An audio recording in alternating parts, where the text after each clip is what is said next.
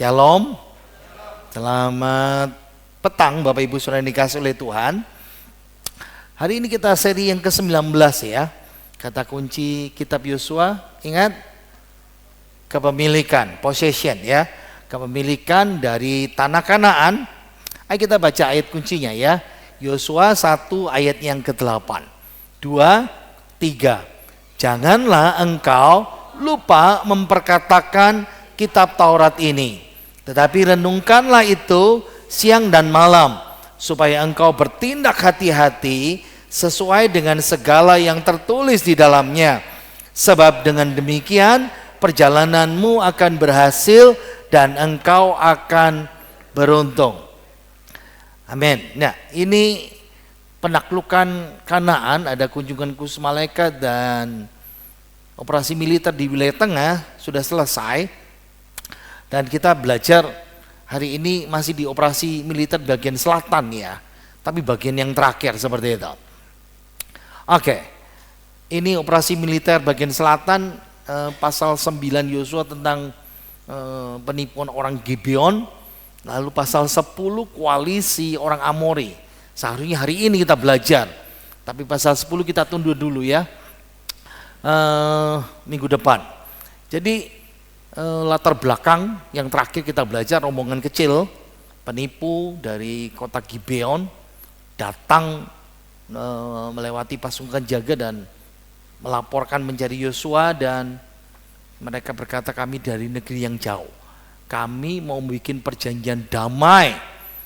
Nah, kunci pelajaran yang pasal 9 kita pelajari yang terakhir kemarin, ingat ya, kita ini menjadi rentan terhadap penipuan ya, jadi bertindak sendiri kalau kita tanpa Allah dan dalam firman-Nya. Kemenangan bisa berubah jadi kekalahan karena kita merasa puas dan tidak taat sama Tuhan. Ingat ya, Israel bisa ditipu, kita juga bisa ditipu kalau kita nggak tanya sama Tuhan, sama Allah. Yohanes pasal 4, iblis adalah pendusta dan bapa segala dusta. Hari ini kita belajar tentang arkeologi kota Gibeon. Kenapa mesti belajar? Karena ini membuktikan bahwa apa yang tertulis di dalam Alkitab itu kejadian yang sesungguhnya. Jadi kota Gibeon itu bukan sekedar cerita dongeng, hikayat. Cerita tentang Gibeon ini sungguh nyata ya. Arkeologi kota Gibeon. Ya, Gibeon disebutkan kurang lebih dalam, kalau bahasa Indonesia Alkitab terjemahan baru kita 42 kali. Kalau terjemahan Alkitab bahasa Inggris 43 kali. Memainkan peranan yang cukup besar ya, utama dalam sejarah Israel. Nah, berikut ini beberapa peristiwa penting ya. Yang pertama, yang Yosua pasal 9. Ini kota kuno orang Gibeon, orang Kanaan dari bangsa Hewi yang menipu Yosua dan Israel dan membuat perjanjian damai dengan mereka setelah Israel menaklukkan tanah perjanjian. Tapi sesudah kota ini menjadi takluk ya, menjadi budaknya orang Israel, kota ini memainkan peranan penting sekali. Bahkan sampai pada zaman Raja Daud dan Raja Salomo. Kenapa? Karena sesudah itu, sampai 400 tahun, 450 tahun, tepat di atas kota Gibeon ini, ya, yang menipu dulu dan akhirnya menjadi budaknya orang Israel. Karena ini tempat tinggi ya, ada suatu bukit. Nanti kita lihat ketika penemuan pertamanya ya. Dan akhirnya karena tempat tinggi, akhirnya menjadi tempat ibadah. Jadi kalau saudara, saya keluarkan sajalah tabernakel. Jadi pada masa Daud sampai Salomo di sini berdiri kemah pertemuan. Biasanya orang Israel itu mudah sekali. Kalau saudara sebagai orang penganut agama Yahudi, ya, mereka ingat ya, orang Yahudi bukan orang Kristen. Mereka menyembah menyembah di tempat yang namanya sinagog. Jadi tiap kali orang Yahudi kalau pergi mau cari tempat ibadah mereka di sinagog di luar negeri, harus cari tempat yang paling tinggi. Di mana tempat yang paling tinggi? Oh, di sana. Kemungkinan di sana. Tapi kalau tidak dapat, karena biasanya tempat yang paling tinggi itu dipakai untuk dewa-dewa asing, mereka cari di pinggir sungai atau biasanya dikasih bendera seperti itu. Kenapa? Karena meninggikan Tuhan. Saya balik lagi ya, kita bahas Gibeon. Nah, Salomo dia dapat mimpi, dapat visi di kota Gibeon ini. Wow. Jadi ini sesuatu yang luar biasa ya. Salomo ditanya Tuhan, apa yang kau minta? Dia tidak minta kekayaan, dia tidak minta kekuasaan, tapi dia minta hikmat kepada Tuhan. Nah, di pasal 10 minggu depan, tapi bukan minggu depan, besok kemarin sudah selesai ayat 1 sampai 9, 50 slide itu. Karena ayat 10 ini pasal 10 ayat 10 baru ada matahari berhenti. Mungkin berikutnya yang kedua ya. Nah, di kota Gibeon ini ada mujizat matahari dan bulan berhenti. Kenapa? Karena Yosua memimpin perang melawan 5 kerajaan, dan mereka butuh waktu itu berhenti, time stop. Dan buku kuno Yesar yang hilang, tidak ada buku itu, tapi dikutip oleh Alkitab. Di sini Yosua memerintahkan matahari berhenti. Wow, makanya penting ya. Lalu kita mulai lari ke ke masa-masa abad ke-13. Di Palestina akhirnya ahli geografi Arab yang namanya Yakut, dia berkata El-Jib. Nah, El-Jib, El itu the ya, the Jib, mungkin seperti itu. Biblical ini secara alkitabiah kota Gibeon dipertegas tahun 1666. Di tahun 1700 juga dipertegas sampai akhirnya 5 Mei 1838 ada seorang penjelajah Amerika yang bernama Edward Robinson. Dia kunjungi situs ini, sebuah desa Arab 8 mil di sebelah utara Israel. Nah, ini Edward Robinson ya. Jadi kalau mau belajar ya, saya doktor 2 bidang ya. Yang pertama bidang ministry pelayanan, yang satu bidang perjanjian baru. Nah, ada lagi dokter bidang sejarah. Nah, berarti harus belajar bukunya ini, belajar hal-hal yang dia kerjakan seperti ini. Ini namanya Edward Robinson ya. Dia bapak biografi Biblika ya, pendiri Palestinian modern seperti itu. Oke, saya teruskan ya. Nah, Robinson dia menyimpulkan lokasi umum kesamaan bunyi Jib sama Gibeon. Nah, itu ya. Nah, ini berikut ini kutipan dari Pritchard ya, James, penemuan Bible Gibeon yang Alkitab biasa dalam Bulletin Museum ya. Nah, ini foto yang diambil tahun 1955. Saudara lihat ada bukit di situ, tidak sampai jelas. Nanti kita lihat gambar berikutnya. Ini foto hitam putih tahun 55. Ada satu tempat namanya Menara Nabi Samuel. Ini bahasa Arab, Samuel maksudnya ya. Dari tempat yang tertinggi lihat kota tempat El-Jib itu. Nah, ini yang modern. Jadi bukitnya ini, yang kota di sebelah sana itu namanya kota El-Jib itu. Nah, gundukan ini menjulang lebih dari 50 meter di atas dataran ya. Luasnya 16 hektar. Nah, ini pasti situasi strategis kuno yang penting ya. Kenapa? Sorry. 16 hektar itu luas untuk kota Palestina zaman kuno. Tel Beit, Mirsaim 7,5 hektar, Megiddo itu tempat perang Harmagedon nanti 7,5 hektar, 13 hektar, dan beberapa tempat seperti Ai saja 9 hektar. Jadi kota Ai timbang Gibeon, lebih besar Gibeon seperti itu. Nah, kalau kota El-Jib sekarang mulai besar ya, sudah dimulai dibangun, ini tahun 2012 itu seperti ini. Di seberang tadi itu ya, yang di sebelahnya itu. Nah, foto tahun 1938, tahun 1939, El-Jib itu dilihat dari Betuna ya. Orang-orang yang seperti ini, memang kampungnya orang Arab. Dulu miliknya orang Gibeon, lalu dikuasai Israel semenjak masa Yesus disalib. Akhirnya tahun 70 Israel terusir dari negeri itu. Lalu orang Arab masuk seperti itu. Nah, El-Jib ini diairi dengan 8 mata air ya. Dan salah satunya mata air desa itu pada waktu arkeologi ini awal abad ke-19-20 ini menyediakan air untuk 1.000 orang Arab yang tinggal di kota itu. Nah, ada terowongan kuno. Nah, ini yang kita bisa lihat ya, terowongan kuno yang dieksplorasi oleh arkeolog dari Rusia, Mr. Rizky dan sebagainya, dimasuki oleh Pere Abel ini ya. Lalu akhirnya ditutup. Nah, jadi coba sedikit membayangkan. Jadi gundukan batu, gundukan tanah itu, di bawahnya itu orang bikin terowongan air. Seperti ini. Jadi kalau dari penampang itu ya, bukit yang tadi, makanya saya keluarkan gambar bukit itu. Saudara pasti tanya, kenapa bikin terowongan air? Karena zaman dulu suka diserang musuh, perang. Kayak gini ya, kalau kota ini dikepung, kota ini bertahan bagaimana? Ingat ya, butuh air. Makanya untuk bisa ambil air, harus bikin terowongan di bawahnya itu seperti itu. Jadi kan dikata dikepung sampai 3 bulan, 6 bulan, 2 tahun sekalipun tidak bisa keluar, orang masih bisa hidup di sini. Jadi kita sedikit bayangkan ya, andai kata Gibeon tidak menyerah kepada Israel, lalu Yosua mengadakan pengepungan, butuh waktu yang berapa lama? Nah, ini yang menolong kita untuk bisa melihat ya, apa yang dikerjakan arkeolog kita.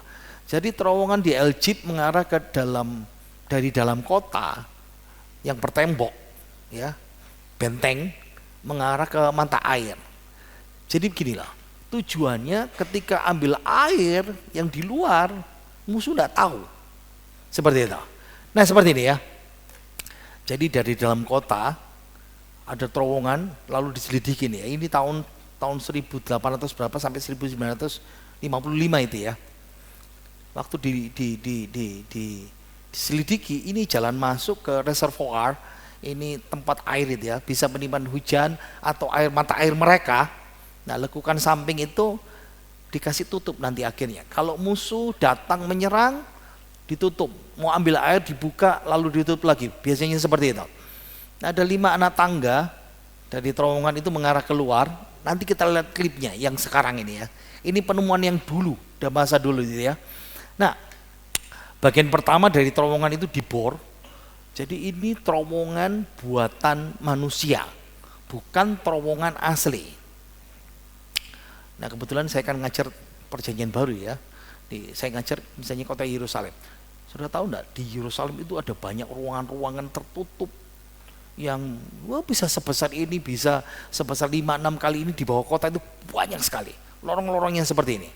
Itu tipikal khas pada masa perjanjian lama. Kota-kota itu seperti ini ya. Nah, bagian terowongan itu lalu mengarah ke bagian yang tertutup.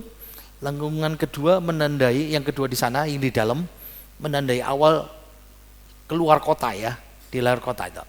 Nah, lalu bagian terowongan yang dipotong dari puncak gunungan itu lalu ditutup dengan gapura.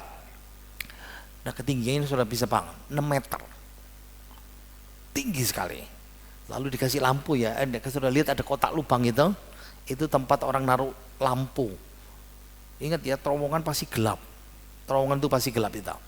Nah, detail atap terowongan dari pelengkungan yang menandai terowongan melalui batu padat di bawah tembok kota ya. Nah, keluar dari terowongan itu akhirnya masuk ke alun-alun, ke pusat kota. Ini di dalam kota ya, dari mata air naik terus masuk ke dalam kota itu seperti itu.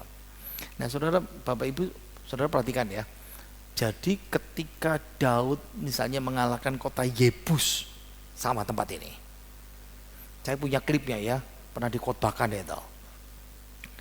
Oke, terowongan memotong batu-batuan padat itu lalu mengarah kembali ke tempat mata air yang seperti ini. Nah, di situ juga ditemukan pecahan guci. Nah, ini huruf paku ya di situ ya, huruf kuno itu. Tulisannya Gibeon. Jadi ini yang membuat para arkeologi yakin Egypt ini kota Gibeon. Nah, ini gagang bejana ya, jar toples ya. Kedua dengan tulisan Gibeon seperti itu. Kenapa? Karena di sana toples-toples batu itu, ada yang tadi tanah liat itu menyimpan wine. Jadi ini kotanya Nah di samping-sampingnya itu pada masa itu orang memproduksi, usaha utamanya adalah produknya itu anggur. Nah jadi ada ditemukan gudang anggur digali oleh James Pritchard ya, tahun 1956 sampai 62, dan Gibeon memiliki sisa sepenting pada zamannya Israel. Israel menguasai tempat itu.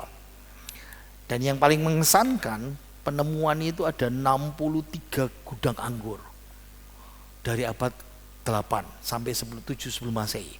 Berarti kalau satu gudang kecil, kalau sampai 63 gudang, wow, berarti itu produksi utama mereka. Nah, ruangan bawah tanah ini punya bentuk botol ya, memiliki kedalaman kira-kira 2 meter dan diameternya 2 meter di bawah seperti itu.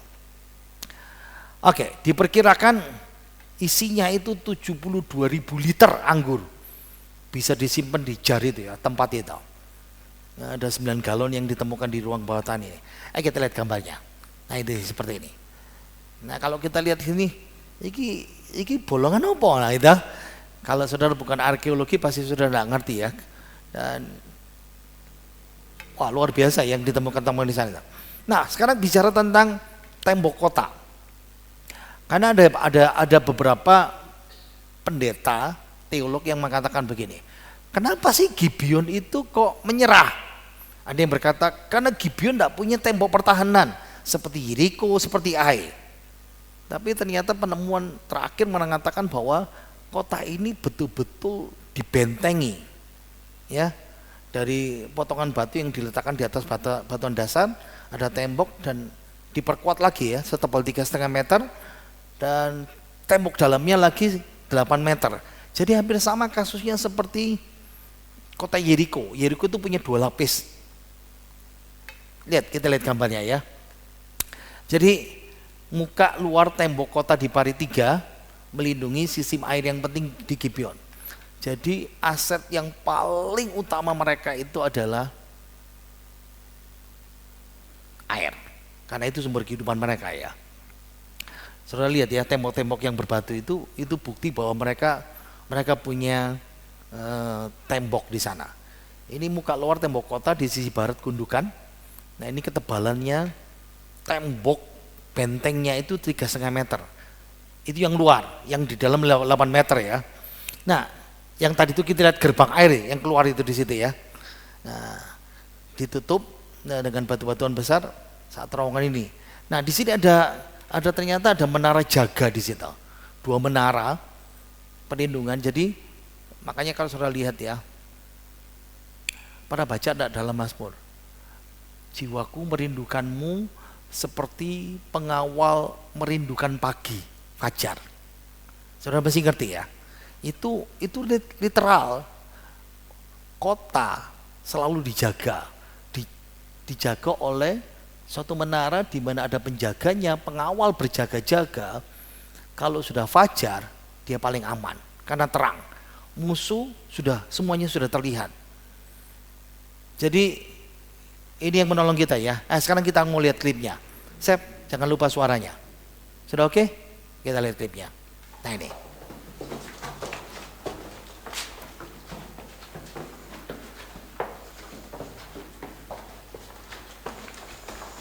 Lihat ya, batu-batunya ditata, cuman besinya tambahan.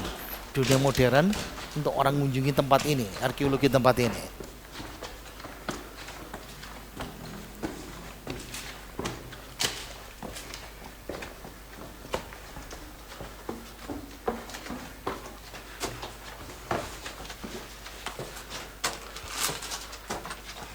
Nah,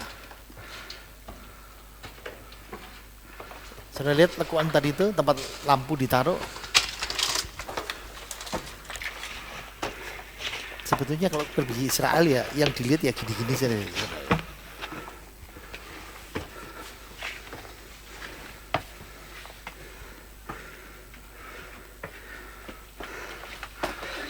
Yang film capek nih.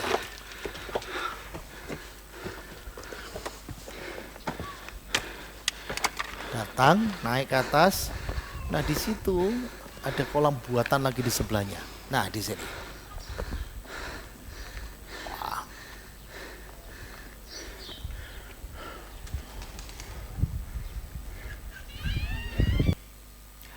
Jadi kalau sedikit membayangkan ya, sedikit membayangkan, kenapa Bait Allah, saya ralat, Bait Allah kan di Yerusalem.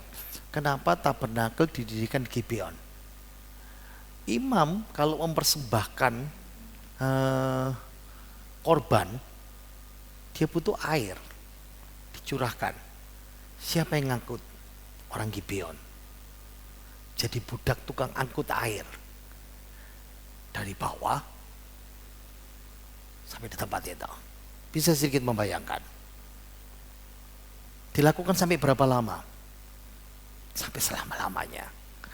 Jadi kalau mau lihat saluran kolam Gibeon seperti ini, ada 2 sistem air yang digali di Gibeon. Nah, cuman arkeolog mengatakan bahwa yang satu berkata penanggalnya sekian, masa sekian, tapi kebanyakan berkata pada periode besi kedua ya. Terowongan ini berundak punya 93 anak tangga menuju ke mata air seperti itu. Nah, makanya yang kita lihat tadi itu diameternya 12 meter. Dalamnya 11 meter. Jadi sedikit bayangkan ya. Nek jatuh blek ke tempat itu pasti mati itu. Jelas ya. Airnya kira-kira 2.700 liter. L-nya hilang itu ya. Nah, waktu penggalian ini sudah ditutup batu kapur. Jadi mesti pakai eskavator baru ketahuan seberapa besarnya ya. Jadi kalau dilihat ya, kolam Gibeon, kalau orang turun tempat ini ambil air, nah sudah sedikit bayangkan ya. Jadi orang Gibeon, orang Kanaan, orang Hewi yang menyerah sama orang Israel turun ke bawah, bawa ember, ambil dibawa naik ke atas. Saya tanya, saudara suruh pelayanan gitu seumur hidup mau enggak? Anak cucu keturunan seperti itu. Wow, itu sebabnya kenapa tabernakel ditaruh di sini. Bisa sedikit bayangan. Nah, sekarang kita bicara kolam ini. Kita orang Surabaya punya landmark, punya tetenger, punya tenggara. Namanya Tugu Pahlawan, tahu ya? Nah, orang kalau saudara pergi ke Gibeon, tetengernya apa? Tenggaranya ya kolam Gibeon itu. Nah, kalau saudara pernah baca dalam 2 Samuel pasal 2, ceritanya anak buah Daud perang sama anak buahnya Saul sebelumnya sudah mati ya. Abner. Mereka perang di sini. Persis ada hadapan di sini. Sebetulnya ada klipnya ya. Saya punya klip yang bagus di situ. Tapi saya lihat waktunya tidak cukup kita lihat seperti itu. Jadi Daud perang, anak buah Daud perang lawan anak buahnya Saul, rebutan kekuasaan di sini dan bunuh-bunuhan di sini. Lari muter di tempat ini, kejar-kejaran, lolos lalu lari ditusuk dari belakang itu, pakai tombak itu. Nah, Salomo punya anak namanya Rehabeam. Karena dia menyimpang dari Tuhan, Tuhan menyerahkan dia kepada raja namanya Sisak dari Mesir. Nah, Raja Sisak merebut kota Gibeon ini dan dia base camp di sini. Ketika merebut invasi ke sana. Jadi kalau sedikit membayangkan ya, lihat ya, remains, reruntuhan kota Alkitab Gibeon. Nah, di sebelahnya itu kota Eljib. Gibeon ke kota Yerusalem cuman 5,6 atau 9 km saja. Nah, saya bayangkan. Nah, jadi kalau mau lihat di Eljib itu sekarang tes. Lihat ya. Di situ ada, nah, ini sekarang yang tersisa yang kita bisa lihat. Di situ ada sinagog. Apa itu sinagog? Sinagog itu tempat ibadahnya orang Yahudi. Ya, sinagog. Di sebelahnya ada mos atau masjid. Kenapa? Karena waktu perang salib tentara Arab masuk dan mendirikan di tempat ini. Ya. Lalu Krusid, perang salib zaman Bizantium mendirikan benteng di sini. Ya. Ini rooftop itu atap. Nah, sudah lihat Di mana letaknya Bait Allah zaman dulu, tabernakel ya di tempat sinagog itu. Ya, ada stable tempatnya kuda di situ. Jadi pada masa modern situs ini diperebutkan. Karena merasa bahwa ini punya kepentingan religius dan arkeologis ya. Gini, perhatikan. Orang Israel punya tempat ini sampai zaman Tuhan Yesus. Memang sebelumnya mereka dibuang ya, tapi mereka kembali lagi. Tapi karena penyaliban Yesus tahun 70 mereka diusir. Kristen masuk abad ketiga keempat, makanya banyak situs Kristen di Israel. Abad ke-6 biara Kristen berdiri di sini. Lalu mereka menghormati Nabi Samuel sebagai pilgrim. Jadi kalau orang pergi ke Yerusalem kan, kalau orang Muslim kan naik haji ya. Orang Kristen zaman dulu abad ke-6 itu pilgrim, naik haji, naik sebetulnya bahasa Ibrani sama ya. Naik haji ke Yerusalem seperti itu. Jadi kalau sudah dekat tempat ini 9 kilo, biasanya orang istirahat di sini. Kayak hotel ya. Nah, waktu perang salib, Arab merebut tempat ini diganti dengan nama seperti Arab, Dir Samuel. Biara Samuel. Islam merebut lalu mendirikan masjid di sini. Nah, lalu pada abad ke-12 direbut lagi sama orang Kristen. Dirikan benteng di tempat ini. Bangunan yang sekarang kita lihat, tadi itu ada masjid, ada sinagog, itu abad ke-14 terkisah pada periode Mamluk ya. Nah, sekarang pertanyaannya, konon makamnya Samuel, kenapa Samuel dimakamkan di sini? Sebetulnya Samuel kan dimakamkan di Rama menurut Alkitab. Tapi beberapa tradisi mengatakan pada zaman Kristen memindahkan makam Samuel dari kota Rama ke tempat ini, ke tempat Gibeon ini. Dan kalau sekarang sudah dimiliki oleh Israel ya, sinagoganya dan semuanya itu. Tapi masjidnya tidak dihancurkan seperti itu. Kita lihat klipnya ya. Ini yang kita lihat ya.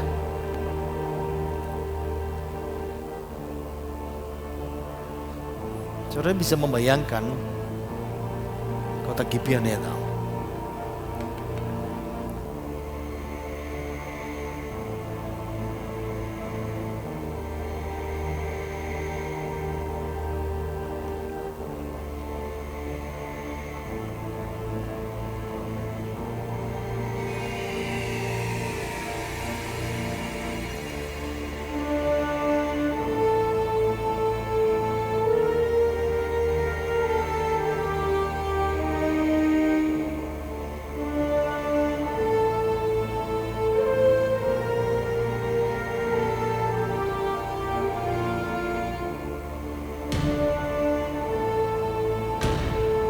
Kelihatannya bayangan drone-nya ya.